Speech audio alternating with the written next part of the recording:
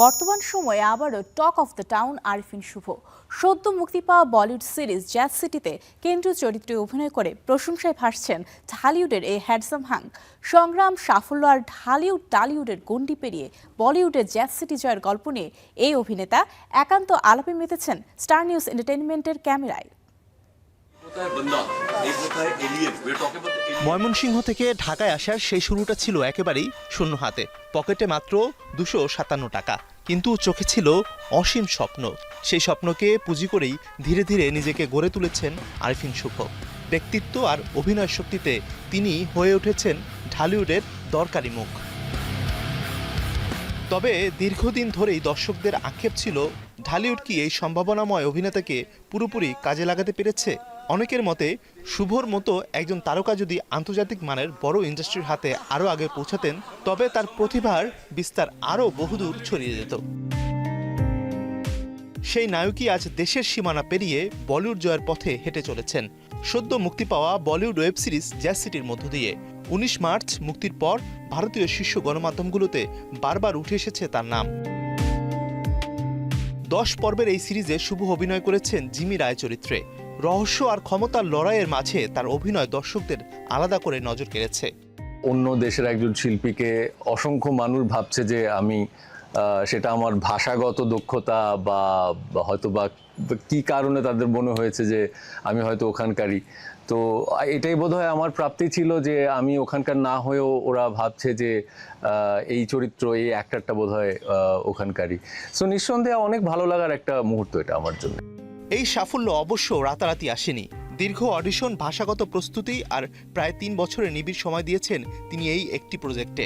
হিন্দি, ইংরেজি, উর্দু ও বাংলা 4 ভাষায় অভিনয়ের জন্য একাধিক ধাপ পেরিয়ে শেষ পর্যন্ত পরিচালক তাকেই বেছে নেন। জ্যাজ সিটির জিমি রয়ের অডিশন যেহেতু 2 বছর ধরে চলেছে, আমি ওই চরিত্রটা সম্পর্কে অনেকটাই ধরতে পারছিলাম, ফ্যাসিনেটিং লাগছিল। কিন্তু যখন ফাইনাল হলো তখন আরও ডিটেইলে আমাকে বলা হলো। আমার কাছে জিমি রয়ের প্রথম কথা যেটা মনে হয় যে আমি আরিফিন শুভ ব্যক্তি মানুষ আর জিমি রয় অনেক ক্ষেত্রে আলাদা, ভিন্ন মানুষ। সেটা আবিষ্কার করাটা অনেক ইন্টারেস্টিং ছিল। জিমি রয় অনেক এক্সট্রোভার্ট, আমার মনে হয় না আমি অতটা এক্সট্রোভার্ট, আমার মনে হয় আমি ইন্ট্রোভার্ট। বলিউডে এই সফল শুরুর পর এখন স্বাভাবিকভাবেই প্রশ্ন উঠছে, পরবর্তী গন্তব্য কি হলিউড? সাম্প্রতিক সময় তাকে প্রায়ই যুক্তরাষ্ট্রে দেখা যাওয়ায় সেই গুঞ্জন আরও জোরালো হয়েছে। যদিও এ বিষয়ে সরাসরি কিছু বলতে চাননি শুভ। আমাদের দেশে প্রায় 18, 19, 20 বছর ধরে কাজ করে যাচ্ছি। এখন অনেকদিন ধরেই একটা ইচ্ছে, এটাই বোধহয় হয় যে বিয়ন্ড দ্য বর্ডার দেখার একটা ইচ্ছে, যে এর বাইরে কি আছে, ভিন্ন ভাষায়, ভিন্ন সংস্কৃতিতে কাজ করে যেই শেখা হবে, যেই এক্সপ্লোরেশন হবে, সেটা খুব এখন আমাকে ভাবায়। এদিকে ক্যারিয়ারের সার্বিক চড়াই উতরাই নিয়েও কথা বলেছেন এ নায়ক। শিল্পীর জীবনের সময় আসলে কখনো বোধহয় সহজ সময় থাকে না, কারণ সহজ সময়ে শিল্পীকে অনেক ভোতা করে দেয়, এটা আমার ব্যক্তিগত অভিমত। আমার সময়ে সারা জীবনই যখন অনেক ভালো গেছে তখনও কঠিন, খারাপ গেছে তখনও কঠিন। শিল্পীর কাছে সময়টার দিকে তাকালে বোধহয় শিল্পী ভোতা হয়ে যায়। সো সময়ে কঠিন থাকাই ভালো।